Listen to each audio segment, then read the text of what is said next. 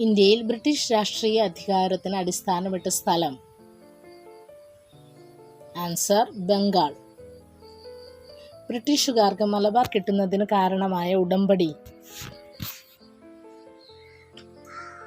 Answer Srirangapatna ഉടമ്പടി. എനിക്ക് 2000 പട്ടാളക്കാരെ അയച്ചു തരിക, ഞാൻ ഭാരതത്തെ പിടിച്ചടക്കാം. ഇത് എഴുതിയത് ആര്? Answer Robert Clive. ഇന്ത്യയിൽ ബ്രിട്ടീഷ് സാമ്രാജ്യത്തെ സുസ്ഥിരമാക്കിയ യുദ്ധം. ആൻസർ ബക്സാർ യുദ്ധം. സൈനിക സഹായ വ്യവസ്ഥ കൊണ്ടുവന്ന ഗവർണർ ജനറൽ. ആൻസർ വെല്ലസി പ്രഭു. പ്രാദേശിക ഭാഷാ പത്ര നിയമം പിൻവലിച്ച വൈസ്രോയി. ആൻസർ റിപ്പൺ പ്രഭു. തദ്ദേശ സ്വയംഭരണ സ്ഥാപനങ്ങളുടെ പിതാവ് എന്നറിയപ്പെടുന്നത് ആര്? ആൻസർ റിപ്പൺ പ്രഭു. ഇംഗ്ലീഷ് ഈസ്റ്റ് ഇന്ത്യ കമ്പനിയിൽ ഉദ്യോഗസ്ഥനായിരുന്ന സാമൂഹ്യ പരിഷ്കർത്താവ്. ആൻസർ രാജാറാം മോഹൻ റോയ്. ആര്യ സമാജ സ്ഥാപകൻ ആര്?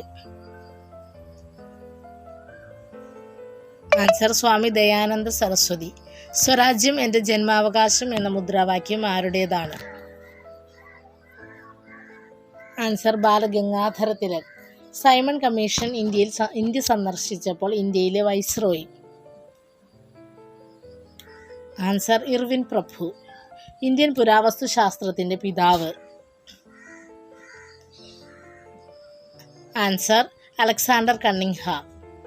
നമ്മുടെ രാജ്യത്തിന് ഇന്ത്യ എന്ന് പേര് നൽകിയത് ആര്? ആൻസർ ഗ്രീക്കുകാർ. ഭഗവത്ഗീത ഇംഗ്ലീഷ് ഭാഷയിലേക്ക് തർജ്ജമ ചെയ്തത് ആര്? Answer Charles Wilkins. ആദ്യകാല ജൈനമത ഗ്രന്ഥങ്ങൾ എഴുതുവാൻ ഉപയോഗിച്ചിരുന്ന ഭാഷ. ആൻസർ പ്രാകൃത്. ബുദ്ധനെ ഏഷ്യയുടെ പ്രകാശം എന്ന് വിളിച്ചത് ആര്? Answer Edwin Arnold. ചിലപ്പതികാരത്തിൽ പ്രതിപാദിക്കുന്ന പാണ്ഡ്യ രാജാവ്. ആൻസർ നെടുഞ്ചേഴിയൻ. ഇന്ത്യയിൽ കപ്പൽ മാർഗം ആദ്യമായി എത്തിയ പാശ്ചാത്യർ. ആൻസർ പോർച്ചുഗീസുകാർ. നന്ദ രാജവംശം സ്ഥാപിച്ചത് ആര്? ആൻസർ പത്മനന്ദ. ശ്രീബുദ്ധന്റെ യഥാർത്ഥ നാമം? ആൻസർ